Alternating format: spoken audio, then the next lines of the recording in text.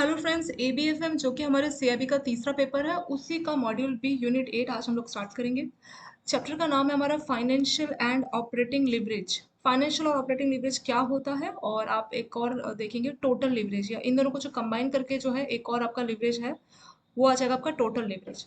ठीक है, तो फाइनेंशियल लिवरेज क्या होता है, डिग्री ऑफ फाइनेंशियल लिवरेज। ऐसी ऑपरेटिंग लिवरेज क्या होता है, डिग्री ऑफ ऑपरेटिंग लिवरेज। और टोटल लिवरेज, तो ये हम टॉपिक देखने वाले हैं इस पूरे चैप्टर में। इस चैप्टर में से आपका एग्जाम में से जो है न्यूमेरिकल्स ही पूछे जाएंगे। मॉड्यूल बी जो है आपका स्पेशली न्यूमेरिकल्स के लिए फोकस्ड है। तो इसमें से आप न्यूमेरिकल्स एक्सपेक्ट कर सकते हैं। तो न्यूमेरिकल्स किस टाइप के होंगे, आपको कैलकुलेट करना रहेगा फाइनेंशियल लिवरेज को, डिग्री ऑफ फाइनेंशियल लिवरेज को कैलकुलेट करना होगा, डिग्री ऑफ ऑपरेटिंग लिवरेज को कैलकुलेट करना होगा, और कंबाइंड लिवरेज को भी जो है कैलकुलेट करना होगा। तो ये तीनों टाइप की कैलकुलेशन आपके एग्जाम में पूछी जाएगी। अब हम बात कर लेते हैं फाइनेंशियल या ऑपरेटिंग लिवरेज क्या होता है। यहाँ से शुरू करते हैं introduction. We use a lever to enhance the impact of force to push or move an object। अब ये लिवरेज कहाँ, आपका एक सी सॉ के एग्जांपल्स आप बेटर वे में समझ पाएंगे। सी सॉ क्या होता है, कोई भी बचपन में भी आपने खेला होगा। इसमें एक पर्सन इस तरफ बैठता है, मान लीजिए ए, और दूसरा पर्सन इस तरफ बैठता है, मान लीजिए बी। ठीक है। अब इसमें क्या होता है कि ये जो पर्सन है, इसकी हेल्प से अ, ये जो आपकी यहाँ देखते हैं, simple example of lever is seesaw which has a long bar, ये आपका बार हो गया, with a fulcrum and two children sit on the bar, one on each side of fulcrum। तो इसमें क्या है, ये आपका फाल्क्रम हो गया, बीच में इसके दोनों साइड जो है एक बच्चा बैठा हुआ है, एक मान लीजिए ए है और एक बी है। A lightweight child can lift a heavy child on the other side if his distance from the fulcrum is more than the distance of the heavier child. कहने का मतलब है, मान लीजिए बी का वेट ज्यादा है, ए का वेट मान लीजिए कम है। तो बोल रहे हैं कि जो ए है, मान लीजिए बी का वेट है 40 किलो और ए का वेट है 20 किलो। तो ऑलमोस्ट बी का वेट उसके वेट का डबल है, उसके बावजूद भी ए उसको बैलेंस करके उठा सकता है। ठीक है। कैसे उठा सकता है, रीजन है ये जो फाल्क्रम है, ये जो आपका आप ये जो आपका फाल्क्रम है, मतलब ये एक लॉन्ग बार है, उसको फाल्क्रम वर्ड यूज किया गया है। सॉरी, फाल्क्रम आपका ये पॉइंट है एक्चुअली। तो जितनी ज्यादा बार की लंबाई होगी उस फाल्क्रम पॉइंट से, उतना ज्यादा लिखा है ना, if the distance from the fulcrum is more than the distance of the heavier child. तो जो लाइट चाइल्ड वाला बच्चा है, उसका distance, a light child can lift a heavier child on the other side if his distance from the fulcrum is more than the distance of heavier. तो fulcrum बीच वाला point है, ये जो बी है, इसके कंपैरिजन में अगर ए का डिस्टेंस ज्यादा होगा, मतलब जितना ज्यादा ए का डिस्टेंस होगा उतना हैवी वेट को जो है ए उठा सकता है। ये जो चीज है इसी को हम लिवरेज या लीवर बोलते हैं। ठीक है, तो लिवरेज में क्या हो रहा है, इसमें यहाँ पे डायग्राम से समझते हैं। एक आपका फाल्क्रम है मान लीजिए, और मान लीजिए बी का वेट बहुत ज्यादा है। ठीक है, बी का वेट मान लीजिए यहाँ पे बी है और यहाँ पे ए है। तो बोल रहे हैं जो डिस्टेंस आपकी जो बार की इस फाल्क्रम से जितनी ज्यादा दूर होगी, इसका वेट जितना बढ़ता जाएगा। यानी बी का वेट बढ़ गया, मान लीजिए बी का वेट 40 है, एक दूसरे को लाए उसका वेट 60 है, 70 है, और ए का वेट मान लीजिए सिर्फ 20 केजी है। तो सोचिए 20 किलो का पर्सन 70 किलो के आदमी को कैसे उठा पा रहा है, क्या उसका रीजन है। रीजन ये जो फाल्क्रम और ये जो बार है, इसी का रीजन है। तो जितना ज्यादा आप इस डिस्टेंस को बढ़ा करते जाएंगे, उतना ज़्यादा आप यहाँ पे वेट बढ़ाते जाइए, ईजिली जो है ए उसको उठा सकता है। तो ये किसकी वजह से पॉसिबल हो पाया, ये पॉसिबल हो पाया लीवर की वजह से, क्या आप बोल सकते हैं लिवरेज। तो ये जो है हमारे लीवरेज के तौर पे काम कर रहा है, लीवर के तौर पे जो है काम कर रहा है। इसको आप इमेजिन भी कर सकते हैं, बचपन में अगर जितनी ज़्यादा पर्सन का वेट होता था, तो जितना दूर अगर आप बैठते थे, तो उतना आसानी से उस वेट को आप लिफ्ट कर सकते थे, उठा सकते थे। तो ये लीवर की वजह से हो पा रहा है। और this property of liver prompt Galileo to say give me 1 point of support and I can lift the earth। तो गैलियो क्या कहना चाह रहे हैं, कह रहे हैं मुझे पॉइंट दीजिए। ठीक है, यहाँ पे आपके गैलियो है, यहाँ पे मान लीजिए अर्थ को इन्होंने बिठा रखा है, बोला है कि एक पॉइंट दीजिए, मैं पूरी अर्थ को जो है लिफ्ट कर सकता हूँ, उठा सकता हूँ। लेकिन एक स्पेसिफिक ऐसा पॉइंट होना चाहिए, इसका जो डिस्टेंस है ये बहुत बढ़ना चाहिए, और एक ऐसा स्पेसिफिक पॉइंट होना चाहिए फलक्रम में, और उसके डिस्टेंस से जो आपके गैलीलियो अगर है, तो उनका डिस्टेंस काफ़ी दूर कर दिया जाए, और उस पॉइंट पे जो है ये अर्थ को भी जो है उठा सकते हैं। तो इनका इतना ज़्यादा कॉन्फिडेंस है इस लीवर में कि हाँ ये इस चीज़ को भी पॉसिबल कर पाएगा। हाँ, रियल लाइफ में उन्होंने नहीं किया होगा, बट अगर आप इमेजिनेशन करें तो ये पॉसिबल। आप खुद से इमेजिन करके सोचिए कि क्या ऐसा कुछ हो सकता है, आपको इमेजिनेशन से पता लगेगा कि हाँ ये पॉसिबल है। तो ये तो सिंपल सा एग्जांपल आपका बच्चे का दिया हुआ है, 40 किलो का, 60 किलो का, 70 किलो का। तो जितना वेट यहाँ पे बढ़ाना बढ़ा लीजिए। वेट बढ़ाते बढ़ाते क्या होगा, ये जो आपका बार है, इसका लेंथ आपको दूर दूर करना पड़ेगा, जितना दूर होगा ये इसको लीवर का सपोर्ट देगा। ठीक है, जो इसका वेट है एक्स्ट्रा, उसका सपोर्ट इसको एक्स्ट्रा बार की लेंथ से मिलेगा, और आसानी से ये पर्सन जो ए है उसको लिफ्ट कर सकता है, वही आपका लीवर। ठीक है, तो आपको लीवर और लीवरेज का आइडिया लग गया होगा कि कितना ज्यादा ये इंपॉर्टेंट है। लिखा है कि इसी प्रिंसिपल को आपको अपने बिजनेस में भी अप्लाई करना है।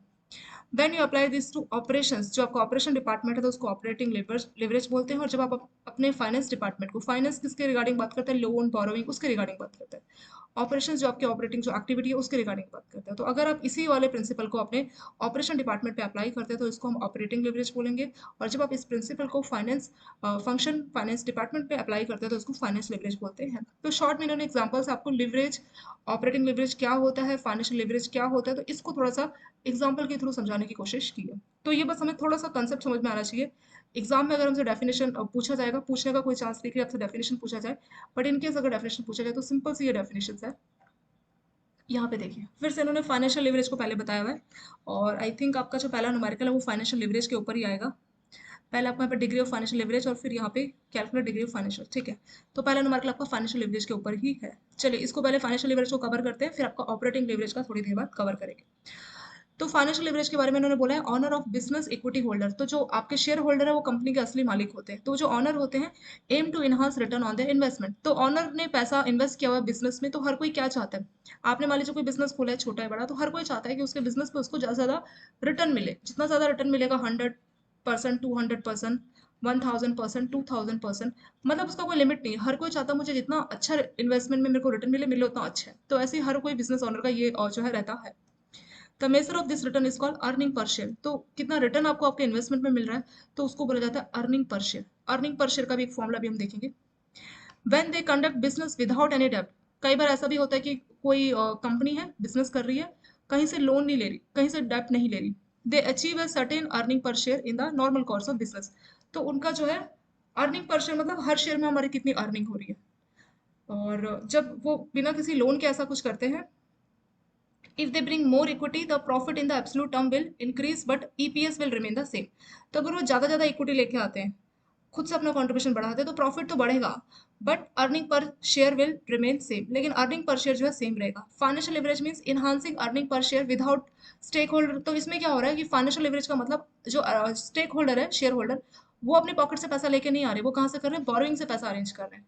और बोरोइंग से भी ऐसे अरेंज कर रहे हैं कि जो पैसा बोरो किया है उसकी जो कॉस्ट है और जो उस पर रिटर्न ऑन कर रहे हैं वो कॉस्ट सस्ती। मान लीजिए बोरोइंग में अगर वो 8% पे कर रहे हैं, तो उसी बोरोइंग के पैसे से जो अपना ग्रो कर रहे हैं प्रॉफिट में 10% कर रहे हैं। तो जो बोरोइंग की कॉस्ट है वो कम होनी चाहिए एज कम्पेयर टू जो हम उसी बोरो किए हुए पैसे से प्रॉफिट अर्न कर रहे हैं। तो वही होता है हमारा फाइनेंशियल लिवरेज, ठीक है। वही चीज आपको यहाँ पे समझा रखी है कि जो कॉस्ट है बोरोइंग की वो कम होनी चाहिए एज कम्पेयर टू जो cost of borrowing will be less than the value added by additional assets purchase through the borrowing. तो बोरोइंग से जो हमने असेट्स परचेज किए हैं उसकी कॉस्ट कम होनी चाहिए, और उससे जो हम अर्न करेंगे, जैसे हमने कुछ मशीनरी ली है कुछ और लिया, तो उससे जो हमारी अर्निंग है वो ज़्यादा होनी चाहिए as compare to borrowing cost.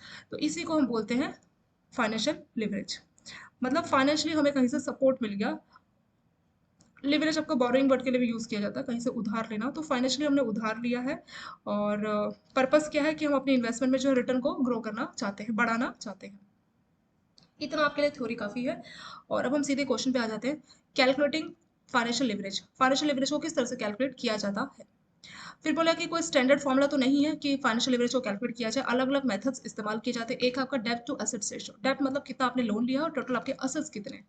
मान लीजिए आपने 10,000 रुपये का लोन लिया और आपके खुद के जो असेट्स है, असेट्स मतलब जिस चीज़ के आप ऑनर है। मान लीजिए आपके पास एक कंपनी है जिसकी कीमत है 10 लाख रुपए, आपके पास कुछ फर्नीचर है जिसकी कीमत है 1 लाख रुपए। तो सभी चीज़ें जिसके आप मालिक हैं उन सबकी कीमतों को जोड़ दीजिए, उससे आपके असेट्स आ जाएंगे। तो इन दोनों को अगर आप डिवाइड करेंगे तो भी आपका फाइनेंशियल लिवरेज कैसे कैलकुलेट होता है। ऐसे डेब्ट टू इक्विटी, कितना आपने लोन लिया, आपकी इक्विटी कितनी है total.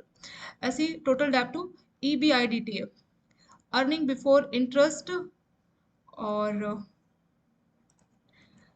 Interest depreciation tax analysis ratio, ठीक है। तो इसमें इंटरेस्ट को, डेप्रिसिएशन, टैक्स को, तीनों को भी आपने कंसिडर नहीं किया। अर्निंग बिफोर मतलब अभी इसको इसमें से इंटरेस्ट भी, डेप्रिसिएशन भी, टैक्स को माइनस करना है। तो अर्निंग बिफोर इंटरेस्ट डेप्ट आपका टैक्सेशन एनालिसिस रेशो। तो इसमें भी वही होगा। टोटल डेप्ट मतलब कितना आपने बोरोइंग किया और EBIDTA कितना है। ऐसे ड्यू पॉइंट एनालिसिस में जो है एक और फॉर्मूला दिया है, इक्विटी मल्टीप्लायर उन्होंने बोला है। तो इक्विटी मल्टीप्लायर हो जाएगा टोटल असेट्स डिवाइडेड बाय कितनी आपकी इक्विटी है। ऐसे interest coverage ratio, earning before interest, interest and tax divided by interest expense. Interest पे कितना खर्चा हुआ है, और अर्निंग बिफोर इंटरेस्ट मतलब अर्निंग बिफोर इंटरेस्ट मतलब जो अर्निंग हुई है अभी हमने इंटरेस्ट उस पर नहीं पे किया, अभी हमें पे करना है, divided by interest expense. Interest पर हमारा कितना खर्चा है। तो 4-5 अलग अलग रेशियोज हैं जो कि आपके फाइनेंशियल लिवरेज को बताते हैं। तो फाइनेंशियल लिवरेज शॉर्ट टर्म में आप समझ लीजिए, फाइनेंशियल मतलब पैसा, लिवरेज मतलब बोरोइंग। तो आप पैसे की जो है बोरोइंग कर रहे हैं, वही आपका फाइनेंशियल लिवरेज इसमें हो गया। चार पांच फॉर्मूला अब आपका आता है degree of financial leverage and its behaviour. तो फाइनेंशियल लिवरेज क्या है, ये डबल एज सॉर्ड, मतलब एक ऐसी तलवार है जो कि दोनों तरफ से उसकी धार है, यानी कि अगर आपने इसको अच्छे से इस्तेमाल नहीं किया तो ये आपके जो है बिजनेस को बिल्कुल ही बैंकरप्ट कर सकती है। इसका रीजन क्या है, क्योंकि ये एक टाइप की बोरोइंग है, आप फाइनेंशियली क्या कर रहे हैं, बोरोइंग कर रहे हैं। तो इसको डबल एज आपका सॉर्ड क्यों उसको बोला, उसका रीजन है क्योंकि अगर आप बोरोइंग एक लिमिट तक करेंगे तो ओके, लेकिन जैसे ही आपका लिमिट क्रॉस करेगा बोरोइंग का, तो उस बोरोइंग का जो, भले ही आप कितना भी प्रॉफिट अर्न कर ले, पर आपकी बोरोइंग की कॉस्ट अगर बढ़ती जाएगी तो आपका प्रॉफिट नेगेटिव में होगा, कुछ टाइम बाद फिर आप बैंकरप्ट जो है डिक्लेयर हो जाएंगे। तो इसी वजह से इसको डबल एज सॉर्ड बोला गया है। तो यहाँ पे बताया कि जो मेन यहाँ का मेन जो पॉइंट आपको याद रखना है, आपको मतलब मॉडरेट लेवल का, ऑप्टिमल लेवल का, या ओवर यूज, मतलब किसी चीज को आप जरूरत से ज्यादा इस्तेमाल करते हैं तो उसकी वजह से क्या होगा। छोटे से में बोला कि अगर मान लीजिए किसी भी छोटे बिजनेस ने क्या लिया है, ऑप्टिमल लेवल का लोन लिया है, तो वो आसानी से उसको रिपे कर पाएगा। ठीक है, कोई भी लॉस अगर होता है, छोटा मोटा रिस्क है, तो उसको आसानी से कंट्रोल कर पाएगा। और उसने प्रॉपर एक मिक्स रखा है अपना इक्विटी और डेब्ट में। ऑप्टिमल लेवल में तो कंट्रोल हो जाएगा, ठीक है, लेकिन जैसे ही वो लेवल आपका क्रॉस हो जाएगा, ओवर यूज होने लगेगा, मतलब अगर जरूरत से ज्यादा उसने बोरोइंग करनी स्टार्ट कर दी, तो डेफिनेटली वो उसके बिजनेस को जो है नेगेटिव इम्पैक्ट देने वाली है, क्योंकि फिर उसको उसके पास इतना पैसा नहीं होगा कि वो उसको रीपे कर पाए। उसी के यहाँ पे जो है बात की गई है कि किस तरह से ये फाइनेंशियल लिवरेज किस तरीके से काम करता है, इसका बिहेवियर किस तरीके से काम करता है। और यहाँ पे जो सारी चीजें बताई है, इसके लिए आपको ये सारे फॉर्मूले याद करने की जरूरत नहीं है। सिंपल आप ये वाला फॉर्मूला याद कर लीजिए। ये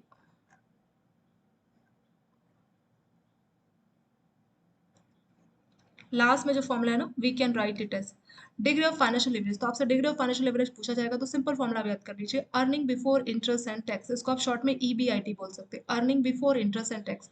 तो ये बिफोर वर्ड का मतलब क्या है, इसमें दो वर्ड आपको मिलेंगे, before and after. Before interest and tax का मतलब क्या है, इसको आप अपने हिसाब से सोचिए। आपकी कोई अर्निंग हो रही है, मान लीजिए आपकी सैलरी अर्न हो रही है, बिफोर इंटरेस्ट एंड टैक्स, अभी आपको उसमें टैक्स पे करना है, उसमें आपका इंटरेस्ट, कहीं मान लीजिए आपने कहीं से लोन ले रखा है, उसका इंटरेस्ट अभी आपको पे करना है, तो जो भी आपकी अर्निंग हुई है उसमें आपको इंटरेस्ट भी पे करना है और टैक्स भी पे करना है। तो बिफोर का मतलब इस अर्निंग में से अभी इंटरेस्ट और टैक्स को अगर माइनस कर देंगे तो हम इसको बोलेंगे अर्निंग आफ्टर।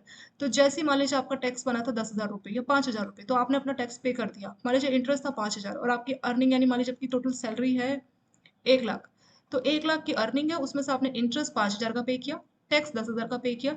तो अब 1 लाख जो आपकी अर्निंग है, इसमें अभी आपका इंटरेस्ट और टैक्स नहीं है, तो ये 1 लाख की टोटल अर्निंग है। लेकिन जैसे इस 1 लाख में से आप 5 और 10,000 यानी 15,000 माइनस करेंगे, 85,000, तो 85,000 आपकी होगी earning after interest and tax. तो ये आफ्टर और बिफोर वर्ड समझना बहुत जरूरी है, ठीक है, इंटरेस्ट एंड टैक्स।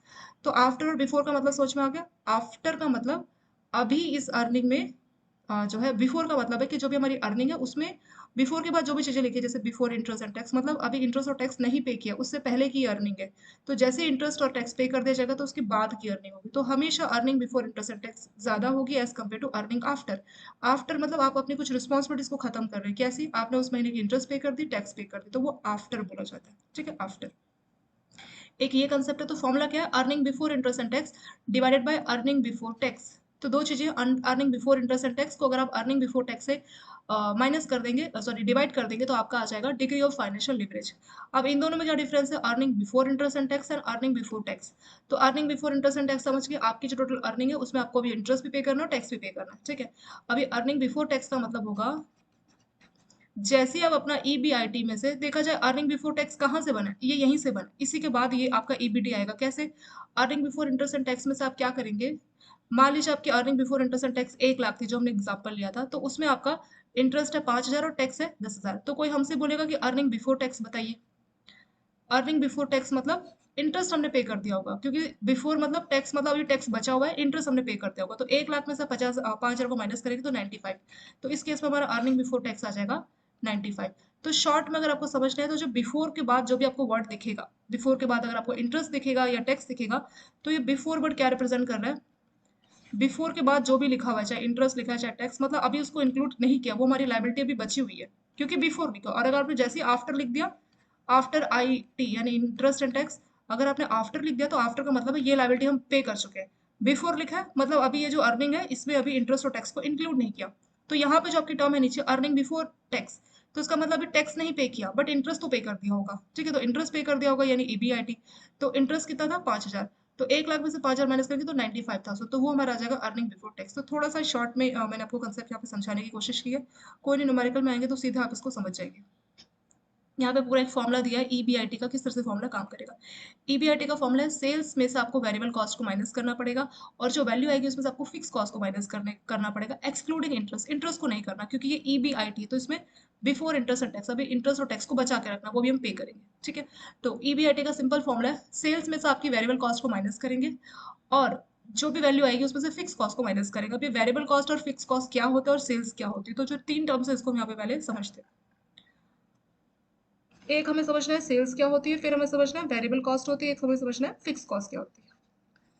सेल्स आप जानते हैं, जैसे कोई दुकानदार है वो क्या कर रहा है, दुकान में वो चीजें बेच रहा है, प्रोडक्ट बेच रहा है, तो पैसा बेच के, प्रोडक्ट बेच के जो पैसा मिल रहा है उसको बोला जाता है सेल्स। आप इसको टर्नओवर भी बोल सकते हैं। तो मान लीजिए वो हर महीने 1 लाख के प्रोडक्ट बेचता है, तो 1 लाख उसकी सेल्स हो गई। वेरिएबल कॉस्ट मतलब ये वो कॉस्ट है जो कि वेरी करती है। वेरी जो वर्ड है इसका मतलब ही होता है जो चीज चेंज होती रहे। फिक्स्ड का मतलब होता है जो चीज फिक्स रहे, मतलब जो चेंज ना हो। वेरिएबल मतलब जो चीज वेरी करती रहे, जो चीज बदलती रहे। तो जो चीज बदलती रहेगी, जो चीज चेंज होती रहेगी, वैसी कौन सी कॉस्ट उसकी दुकान में होगी, आप बताइए। वो जो दुकानदार है जो कि हर महीने 1 लाख के सामान को बेचता है, तो उसकी कौन सी वेरिएबल कॉस्ट होगी।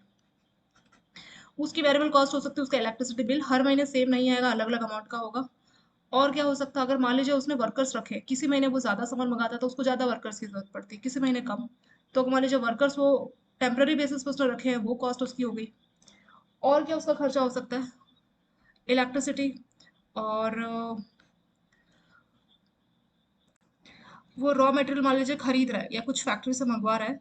तो अगर वो रॉ मटेरियल ले लें तो हर महीने अलग अलग जिस हिसाब से डिमांड होगी उस हिसाब से मंगाएगा। तो ये रॉ मटेरियल, इलेक्ट्रिसिटी, अगर उसने लेबर रखे हैं जो कि टेम्पररी बेसिस पे, किसी दिन वो ज्यादा रखता है किसी दिन कम रखता है रिक्वायरमेंट के हिसाब से, तो वो सारा उसको वेरिएबल कॉस्ट में आ गया, क्योंकि ये चेंज होती रहेगी, ये जो उसका खर्चा है वो हमेशा चेंज होगा, इसलिए उसको वेरिएबल कॉस्ट बोला जाता है। अभी उसकी फिक्स कॉस्ट में क्या आ जाएगा, फिक्स कॉस्ट में उसका आ जाएगा, अगर हम इस चैप्टर के हिसाब से बात करें, यहाँ पे आपकी इंटरेस्ट टैक्स उसी की जगह बात की गई, तो फिक्स कॉस्ट में आपका इंटरेस्ट आ जाएगा। इंटरेस्ट भी कौन सा, फिक्स इंटरेस्ट।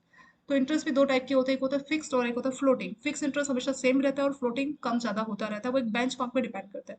तो इसमें जो है फिक्स कॉस्ट, इस चैप्टर में जो इंटरेस्ट को सिर्फ बोला गया कि जो इंटरेस्ट की टर्म में उसकी कॉस्ट होगी, यानी उसने मान लीजिए एक बैंक से लोन लिया 10 लाख का, और हर महीने वो 7% के हिसाब से इंटरेस्ट रेट पे करता है। तो 10 लाख का 7% कितना हो गया, ये हो गया हमारा 70,000।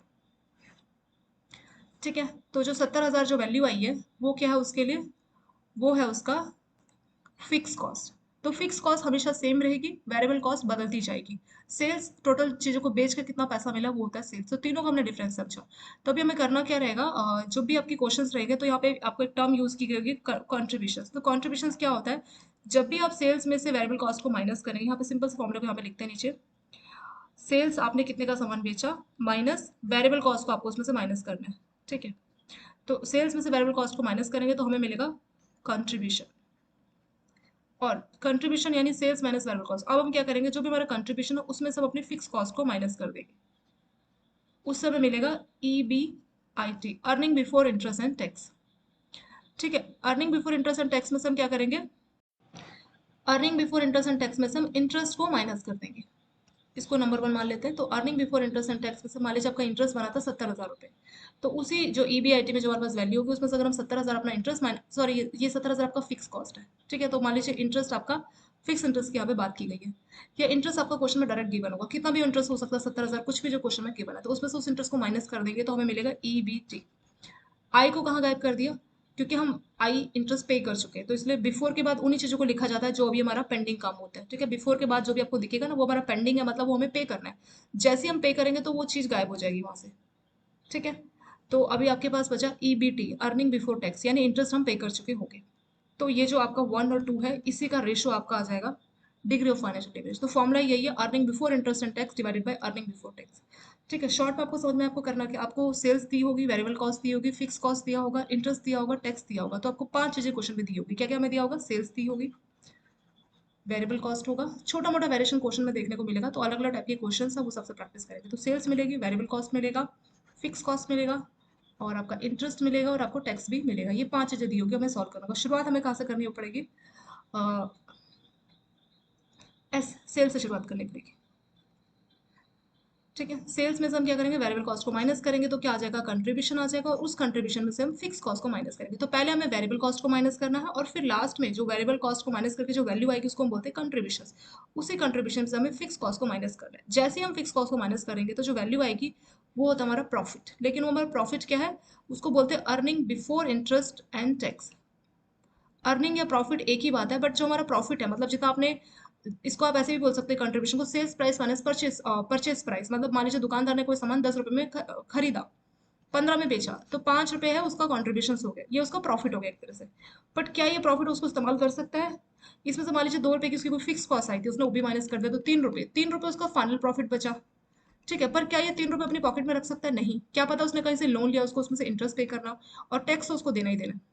तो इसीलिए इसमें से हमें इंटरेस्ट और टैक्स माइनस करना पड़ेगा। तो ये प्रॉफिट है, ये अर्निंग है, but before interest and tax. तो ये जो भी प्रॉफिट है, अभी इसको इंटरेस्ट देना बाकी है और टैक्स देना बाकी। तो इसीलिए ये जो टर्म है इस्तेमाल की गई है EBIT। तो इसमें हुआ क्या देखा जाए तो यही दुकान वाला ही तो केस हुआ है। दुकानदार ने एक प्रोडक्ट लिया 10 का, 15 में उसको बेच दिया, तो 5 रुपए का जो उसको फायदा हो उसको कंट्रीब्यूशन वर्ड यूज किया गया। मान लीजिए उसको कोई फिक्स कॉस्ट का खर्चा आया तो उसने 2 रुपए वो पे कर दिए, तो बचे उसके पास 3 रुपए। जो 3 रुपए भी उसके पास बचे तो ये उसका प्रॉफिट है एक तरह से, आप बोल सकते हैं इसको, ये उसकी अर्निंग है। अर्निंग है या प्रॉफिट है, but interest and tax, before interest and tax. मतलब अभी इस 3 रुपए में उसने ना तो टैक्स पे किया है, ना ही उसने इंटरेस्ट पे किया जो कि बैंक से उसने लोन लिया। ठीक है, तो ये इंटरेस्ट और टैक्स पे नहीं किया, इसलिए इसको हम profit before interest and tax भी बोल सकते हैं। प्रॉफिट और अर्निंग एक ही बात है, कहीं पे आपको बुक में प्रॉफिट या अर्निंग किसी भी टाइप का जो है वर्ड दिख सकता है।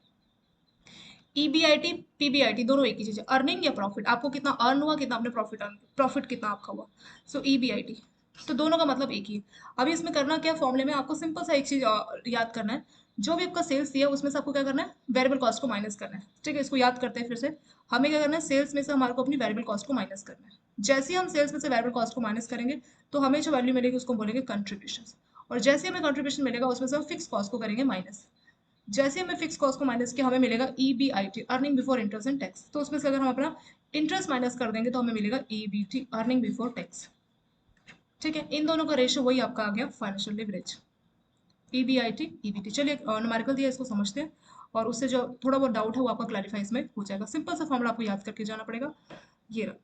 EBT के लिए क्या करना है, जो EBIT है इसका जो I है उसमें से इंटरेस्ट माइनस कर दीजिए तो EBT बच जाएगा। और EBIT का क्या फॉर्मूला है, उसका फॉर्मूला सेल्स में से वेरिएबल कॉस्ट को माइनस करना पड़ेगा, उसको हम बोलते हैं कंट्रीब्यूशन। और जो वैल्यू आएगी उसमें से फिक्स कॉस्ट को माइनस करना पड़ेगा, उसमें आपको इंटरेस्ट को एक्सक्लूड करना है। क्यों? क्योंकि इंटरेस्ट को हम अगले वाले पॉइंट में माइनस करेंगे जिसको हम EBT बोल रहे हैं। तो EBIT के लिए इंटरेस्ट को माइनस नहीं करना। ये हो गया, ये फॉर्मूला भी आप लोगों ने मेमोराइज कर लिया होगा। 2 फॉर्मूला आपको याद करना है, एक्चुअली 3 है यहाँ पे। EBIT का फॉर्मूला, फिर EBT का फॉर्मूला, और ये आपका डिग्री ऑफ फाइनेंशियल लिवरेज का फॉर्मूला। फॉर्मूला सिंपल है, EBIT divided by EBT। 3 formula आपने याद कर लिए तो आपको फाइनेंशियल लिवरेज वाला टॉपिक एक तरह से कंप्लीट इसमें हो जाएगा। चलिए यहाँ पे इसको इरेज कर दिया, अब स्टार्ट करते हैं।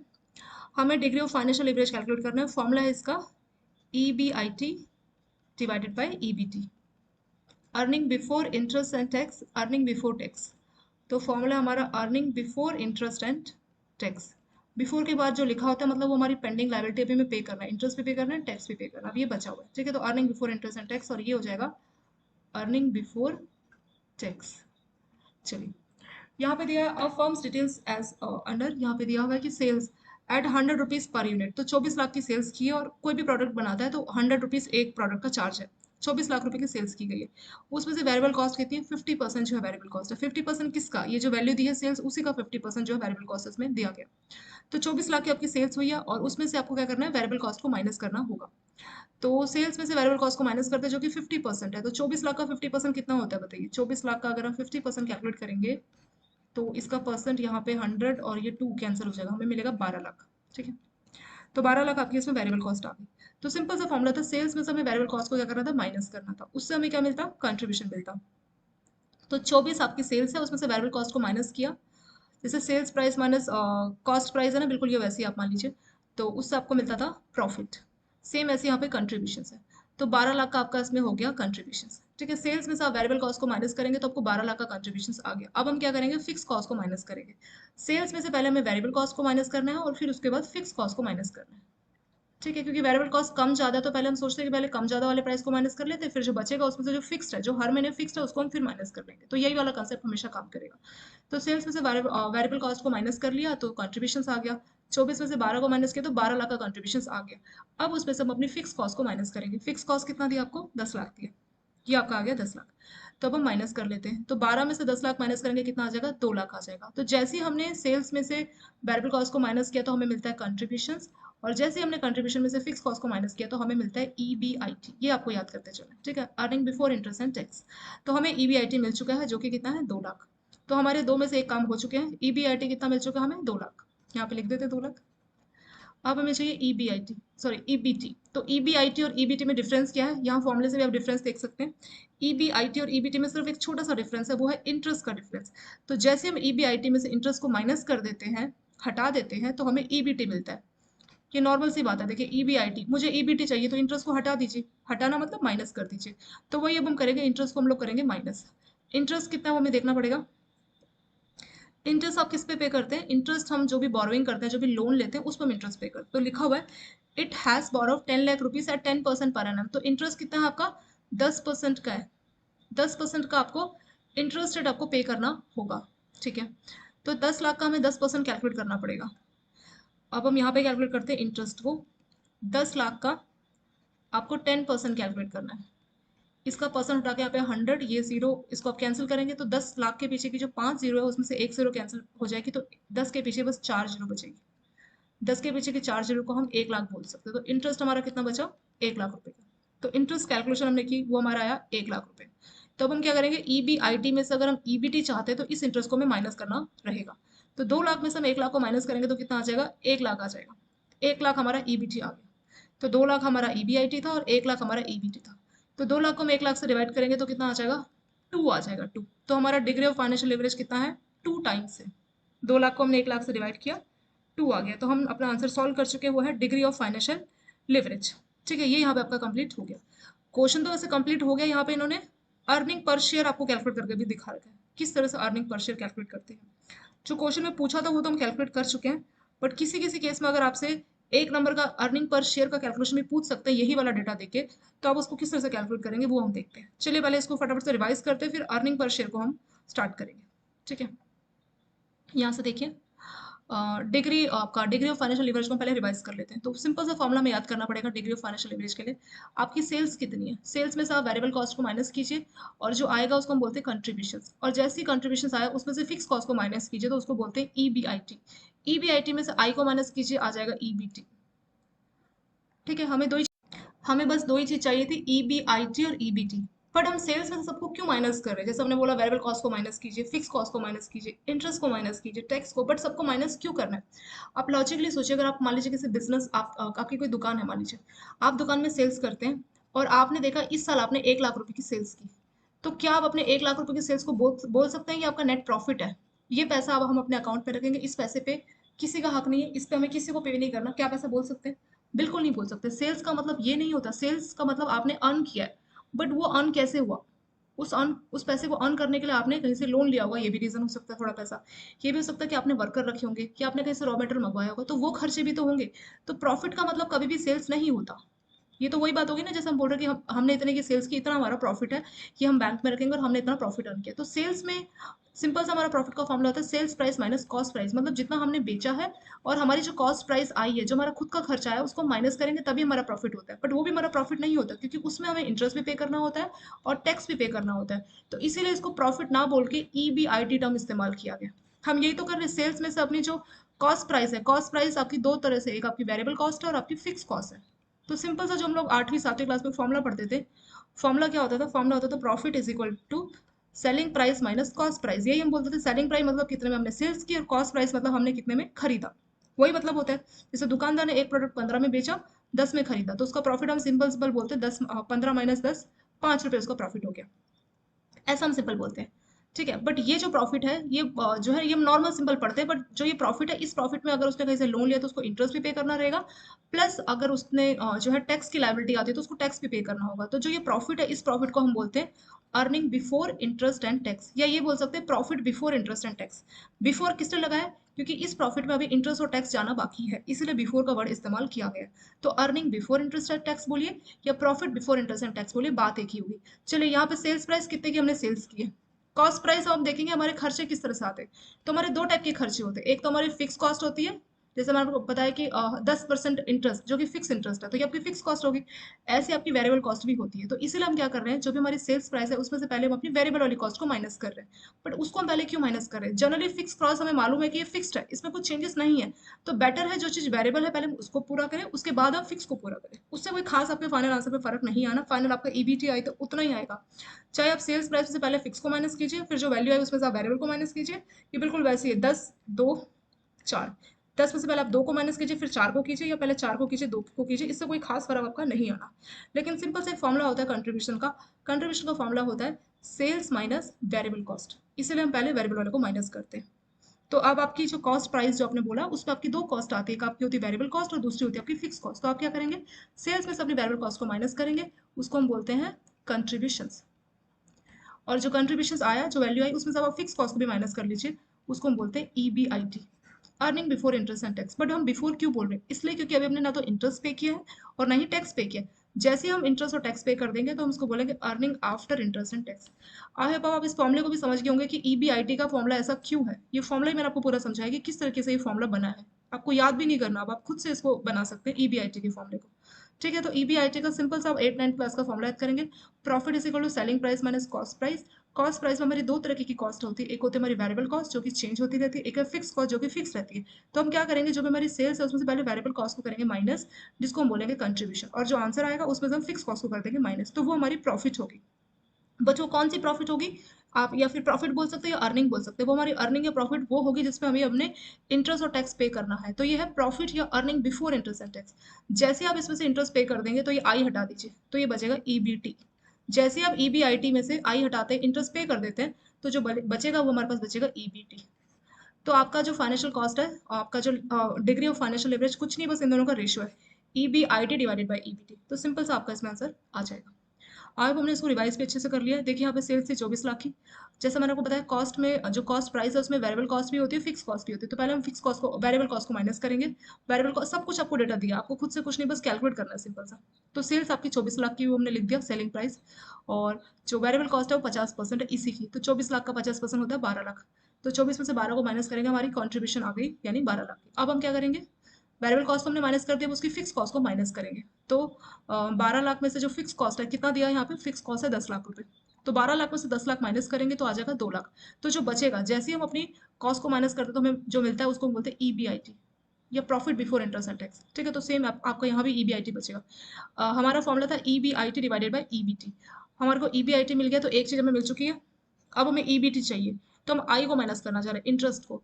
इंटरेस्ट भी आपका दिया हुआ है, बोरोइंग जो की बोरोइंग जो आपने लोन लिया उसी पे आप इंटरेस्ट पे करते हैं। तो 10 लाख पे आपको 10% के हिसाब से इंटरेस्ट पे करना होगा, तो 10 लाख का 10% होता है 1 लाख। ठीक है, तो 10 लाख का 10% हमने कैलकुलेट किया, वो आ जाएगा 1 लाख। तो 1 लाख का हमें इंटरेस्ट माइनस करना होगा, तो 2 लाख में से 1 लाख माइनस करेंगे, आ जाएगा 1 लाख। तो ये आ गया ईबीटी। अब सिंपल सा फॉर्मूला है EBIT divided by EBT, 2 lakh divided by 1 lakh, 2 times आ जाएगा। डिग्री ऑफ फाइनेंशियल लिवरेज किसका, 2 आपका इसमें हो गया। मतलब 1 या उससे ज्यादा ओके, 1 मिनिमम जो है ओके इसको माना जाता है। ठीक है, ये हो गया। अब हम इसको कैलकुलेट करेंगे अर्निंग पर शेयर। इसी क्वेश्चन में अर्निंग पर शेयर को एक बार कैलकुलेट कर लेते हैं। सो अर्निंग पर शेयर के लिए हमें सिंपल सा फॉर्मूला याद करना पड़ेगा। और फॉर्मूला हमारा क्या है, फॉर्मूला हमारा अर्निंग पर शेयर का फॉर्मूला हम देखने जा रहे हैं। अर्निंग पर शेयर का फॉर्मूला होगा, ये है आपका अर्निंग पर शेयर, यानी हर शेयर में हमने कितना अर्न किया वो हम कैलकुलेट करेंगे। ठीक है, तो फॉर्मूला होगा हमारा अर्निंग आफ्टर टैक्स, टैक्स पे करने के बाद हमारी कितनी अर्निंग बची, divided by number of equity shares, कितने शेयर्स हैं, और उससे हम डिवाइड कर देंगे अपनी earning after tax. Earning after tax हमारा फाइनल है, इसके बाद हमें कुछ भी पैसा नहीं पे करना। ठीक है, ये हमारी फाइनल अर्निंग है, इसको आप अपनी फाइनल अर्निंग भी बोल सकते हैं। तो हर हमने अर्निंग बिफोर टैक्स तक तो पे कर लिया था, 1 लाख हमारा आंसर आया था ना अर्निंग बिफोर टैक्स। तो अब इसमें टैक्स बचा हुआ है, अभी हमें टैक्स पे करना है। तो हमें चाहिए earning after tax. Earning after tax का मतलब हम टैक्स पे कर चुके हैं। अगर बिफोर लिखा होता तो मतलब पेंडिंग है, जैसे आफ्टर लिखा है इसका मतलब पे कर चुके हैं। तो अब हमें चाहिए अर्निंग आफ्टर टैक्स, यानी अभी हमें टैक्स पे करना है। तो अर्निंग बिफोर टैक्स में अगर हम टैक्स पे कर देंगे तो हमारे को मिल जाएगा earning after tax. But tax हमें कितना पे करना है वो हमें देखना पड़ेगा। देखिए, कंसिडर टैक्स एट 50%, तो 50% का हमें टैक्स पे करना है। किस में टैक्स पे करना है, जैसे आप इनकम टैक्स आईटीआर फाइल करते हो तो आपकी जो फाइनल इनकम होती है उस पर जो है टैक्स कैलकुलेट किया जाता है। तो आपकी फाइनल इनकम कितनी बची है? फाइनल इनकम हमारी बची 1 लाख रुपए, जिसको हम बोलते हैं अर्निंग बिफोर टैक्स। तो जो हमारी नेट इनकम होती है, जो कि हमारा अर्निंग बिफोर टैक्स की इनकम है, तो उसमें हमें टैक्स पे करना है। क्या हमें सेल्स में टैक्स पे करना है? नहीं, ये हमारी एग्जैक्ट कॉस्ट नहीं है, उससे पहले हमारे बहुत सारे खर्चे भी हुए, तो हमें सारे खर्चे को माइनस करना होगा। उसके बाद हमारा नेट प्रॉफिट बचेगा, ठीक है, अर्निंग बिफोर टैक्स आप उसको बोल सकते हैं। तो उसमें से हमें जो वैल्यू आएगी उसी का हमें टैक्स पे करना होगा, जो कि 50% है। तो जो 1 लाख हमारी नेट अर्निंग है, इसका हम 50% टैक्स पे करेंगे। तो 1 लाख का 50% कितना होगा? 1 लाख का 50% हो जाएगा 50,000। तो 50,000 का हमें टैक्स पे करना है। तो देख लीजिए कितना आएगा, 1 लाख में से हम 50,000 को माइनस करेंगे तो आ जाएगा 50,000 रुपये। तो ये हमारे पास आ गया अर्निंग आफ्टर टैक्स, यानी अब हम टैक्स पे कर चुके। तो फाइनल अर्निंग कितनी बची हमारी? 50,000 की बची। 50,000 की अर्निंग को कितने लोगों में डिस्ट्रीब्यूट किया जाएगा? जितने शेयर होल्डर है उसमें डिस्ट्रीब्यूट किया जाएगा। अभी नंबर ऑफ इक्विटी शेयर्स कितने हैं बताइए? नंबर ऑफ इक्विटी शेयर्स का डेटा आपको डायरेक्ट नहीं दिया, यहाँ पे आपको एक डेटा दिया हुआ, इससे आपको समझना होगा। लिखा है कि equity share capital. Equity share capital का मतलब होता है इक्विटी इशू करके कितना पैसा इकट्ठा किया, उसको बोला जाता है इक्विटी शेयर कैपिटल। कितना है? 10 लाख रुपए का, ठीक है। और एक शेयर कितने का? 100 ईच। तो देखिए 100 रुपए का एक शेयर है। मान लीजिए N number of shareholder थे, उससे जो है पैसा कितना अर्न किया? 10 लाख रुपए। अब हमें एन चाहिए नंबर ऑफ शेयर्स, तो नंबर ऑफ शेयर्स कैसे मिलेंगे? 10 लाख को हम 100 से डिवाइड कर देंगे। जैसे आप 10 लाख को 100 से डिवाइड कर देंगे तो आपको कितना मिल जाएगा? 10,000 मिल जाएगा। तो वही आपके इक्विटी शेयर्स आ गए। तो इक्विटी शेयर्स कैलकुलेट करना बहुत सिंपल है। इक्विटी शेयर की टोटल कैपिटल दी है जो कि 10 लाख रुपए। इक्विटी शेयर की कैपिटल बताती है कि कितने शेयर्स, कितने इक्विटी शेयर्स हैं, और इक्विटी शेयर्स कितने हैं जो कि 10 लाख है। तो उसको कैलकुलेट करने का तरीका है एक शेयर की कितनी कीमत है और कितने शेयर्स है। तो एक शेयर की कीमत है 100 रुपए, और नंबर ऑफ शेयर्स को हम लोग एन से रिप्रेजेंट करते हैं। तो 100 शेयर्स हैं और एन, एक एन नंबर ऑफ शेयर्स, और एक शेयर की कीमत है 100 रुपए। तो 100 multiply by N is equal to total equity share जो कि 10 लाख रुपए। हमें एन चाहिए, तो 10 लाख को हम 100 से डिवाइड करेंगे तो कितना आ जाएगा? 10,000 आ जाएगा। तो एन की वैल्यू यानी शेयर्स की वैल्यू हमारे पास कितनी आ गई? 10,000 आ गई। तो सिंपल सा फॉर्मूला है earning after tax divided by number of shares. तो number of shares earning after tax हमने कैलकुलेट किया था 50,000, और नंबर ऑफ शेयर्स हमने यहाँ पे कैलकुलेट किया जो क्या है 10,000। तो उसको हम डिवाइड करेंगे तो कितना आ जाएगा? 5। सो अर्निंग पर शेयर कितना हो गया? 5 इसमें हो गया। तो दो क्वेश्चन हमने यहाँ पे सॉल्व कर लिया, अर्निंग पर शेयर और डिग्री ऑफ फाइनेंशियल लिवरेज। ठीक है, इस तरह से जो है क्वेश्चन पूछ सकते हैं। वैसे यहाँ पे ये चाहे तो मेंशन भी कर सकते थे, calculate degree of financial leverage and earning per share, but इन्होंने मेंशन नहीं किया, बट नीचे यहाँ पे सॉल्यूशन करके आपको दिया है। तो डेफिनेटली जो है दोनों क्वेश्चन आपके एग्जाम में 2 नंबर के या 3 नंबर के जो है पूछे जा सकते हैं। जरूरी नहीं है सीधे आपको फाइनेंशियल लिवरेज के लिए बोले, आपको बोल सकता है कि ईबीआईटी कितना होगा या ईएटी कितना होगा, इस तरह से जो है इसमें क्वेश्चन बन सकते हैं। ये पहला क्वेश्चन आपका यहाँ पे कंप्लीट हो गया, और ऐसे ही आपका एक और क्वेश्चन यहाँ पे दिया गया है। इस वाले क्वेश्चन को एक काम करते हैं, पार्ट 2 से डिस्कस करते हैं, और पार्ट 1 में आपका यहाँ पे जो है कंप्लीट इसमें हो गया। ठीक है, तो उसमें न्यूमेरिकली पूछे जाते हैं, तो उसमें रिवीजन का कोई ज़रूरत ही नहीं है। यहाँ पे बस हमने देखा क्या क्या था, यहाँ पे हमने लिवरेज की बात की गई थी। तो लिवरेज हमने देखा था कि क्या होता है, डायग्राम देखा था। ये आपका एक बार होगा और उसके दोनों तरफ कोई ना कोई बैठा है। इसका वेट मान लीजिए बहुत ज़्यादा है और इसका वेट बहुत कम है। इसका मान लीजिए 40, 50, 60, 70 किलो मान लीजिए, इसका 20 किलो है। तो ये 20 किलो का पर्सन इस 70 किलो वाले को लिफ्ट कर सकता है इस फाल्क्रम की हेल्प से। बट कंडीशन है ये जो बार की लेंथ है इसकी तरफ ज़्यादा होनी चाहिए। तो जितनी ज़्यादा बार की लेंथ है उतना ज़्यादा इसको लिवरेज का सपोर्ट मिलता जाएगा। तो वही यहाँ पे सी सॉल्व एग्जाम्पल से बताया गया था। फिर फाइनेंशियल लिवरेज, फाइनेंशियल लिवरेज मतलब फाइनेंशियली आप एक तरह से लोन लेके अपने बिजनेस को सपोर्ट दे रहे हैं। ठीक है, बट वो भी एक लिमिट तक होना चाहिए, क्योंकि अगर आप लिमिट क्रॉस करेंगे तो उस केस में आप नेगेटिव में भी जा सकते हैं। और इसमें जो इसमें बता रखा है कि earning per share, earning per share मतलब कितने शेयर होल्डर्स और कितना वो कॉन्ट्रीब्यूशन कर रहे हैं। तो फाइनेंशियल लिवरेज मतलब शेयर होल्डर को खुद से कॉन्ट्रीब्यूट ना लाना पड़े, वो कहीं से बोरोविंग करे, कहीं और से वो बोरोविंग करे और खुद से उनको कॉन्ट्रीब्यूशन ना देना पड़े। तो वो बोरोविंग जो होगी और उसमें बोरोविंग में जो उनकी कॉस्ट होगी वो कम होगी एज कम्पेयर टू जो अर्न कर रहे हैं उस बोरोविंग किए हुए पैसे से। तो वो अर्निंग ज़्यादा होनी चाहिए। जैसे 8% बोरोविंग कॉस्ट है तो उससे अर्निंग 10% ऐसी होनी चाहिए। उसी को हम बोलेंगे फाइनेंशियल लिवरेज। इसको कैलकुलेट करने के लिए डेप्ट टू असेट रेशो की हेल्प से भी कर सकते हैं, ऐसे डेप्ट टू इक्विटी, डेप्ट टू ईबीआईटीए, और आपका इक्विटी मल्टीप्लायर से भी कैलकुलेट कर सकते हैं, total equity divided by total asset divided by total equity, और interest coverage ratio EBIT divided by interest expense, interest में कितना खर्चा हुआ। फिर आपका नेक्स्ट था degree of financial leverage and its behaviour. तो फाइनेंशियल लिवरेज जो है किस तरीके से जो है काम करता है, इसके बारे में यहाँ पे बात की गई थी।